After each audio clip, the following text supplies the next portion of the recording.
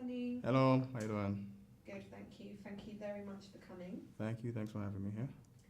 I would like to ask you a few questions about the whole process of Pray. Like, Right. how did you get the idea? When did you start working with Edith? And how did everything come together, basically?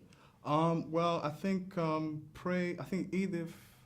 I worked with Edith about 3-4 years ago, I think, on a short film called Unspoken. And after we wrapped up on Unspoken, she had an idea for a script that she had called After the Party. That's what it was called at the time. So I read this script. I thought it was interesting. So I thought, I think we need to work on this film.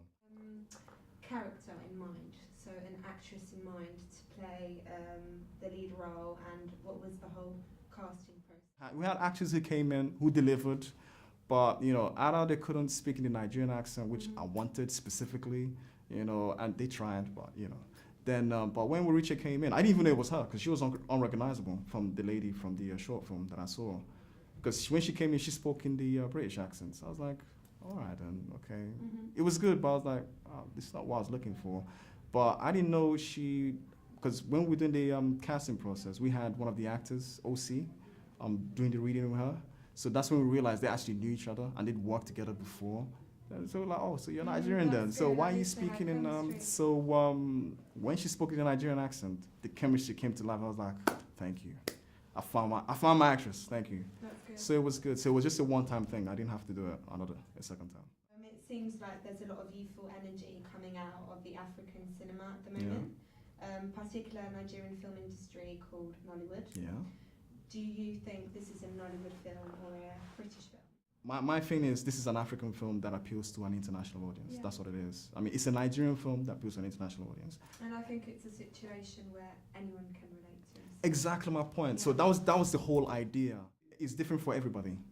Some people call it a Nigerian film, some people call it a Nollywood film, some people call it Nigerian British. It doesn't really matter. As long as they enjoy it and it appeals to them and to an international audience, that's fine by me. I agree. Yeah. And last but not least, what advice can you give to upcoming directors in the industry? Wow. I mean, there's several ways you could do this, man. Because you could always start as a runner, which I did quite a couple of years ago, to start up and work your way up. Or you could always do it independently and make your own way by doing short films independently and work your way up. Or there's another alternative. You could go to film school as well and learn as much as you can. Because it's best, because with film schools, really, you get to work with people who've been there before you, who've had more experiences. I mean, you could get mentors from there as well that could help you.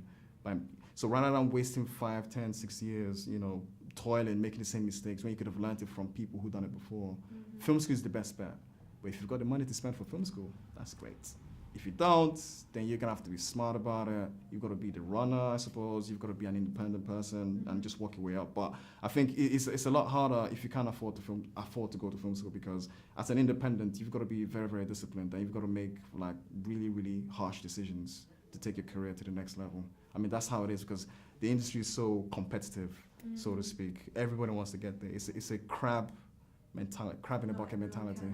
Exactly. So you've got to be very tough-minded, disciplined, and you've got to be smart about the decisions you make to take your career to the next level. So that's 3 answers. Runner, make your way up. Independent film director, filmmaker, work your way up. Or you go to film school. Either way.